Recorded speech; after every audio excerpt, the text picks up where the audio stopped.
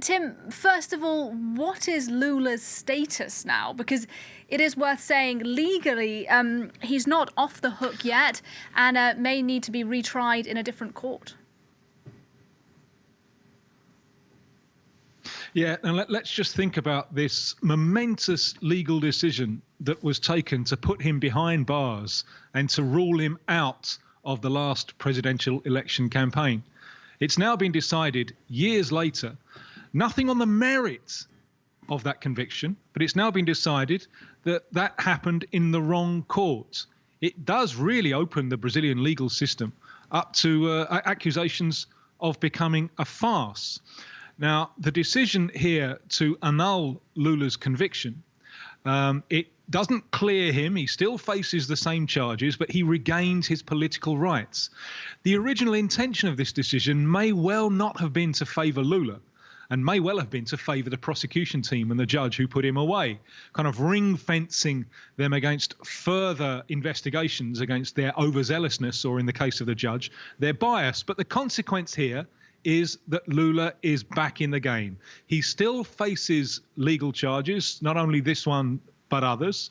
But in order to lose his political rights again, he would have to be convicted and then lose again on appeal. And there may not be time for that to happen before the next presidential campaign in October of next year. So move the pieces on the chessboard, Lula is back. Lula's back, as you say, but we don't have an official confirmation yet that he will actually run in that presidential election next year and face Jair Bolsonaro. What are your thoughts? Well, he's expected to be giving a press conference in about 4 hours' time, and I'd very much imagine that he would announce an intention to be a candidate. And really, this rocks the Brazilian political scene. We now have a scenario totally different from the one of 24 hours ago. Then we would have imagined perhaps a campaign between Bolsonaro and maybe a candidate from the right, the centre right.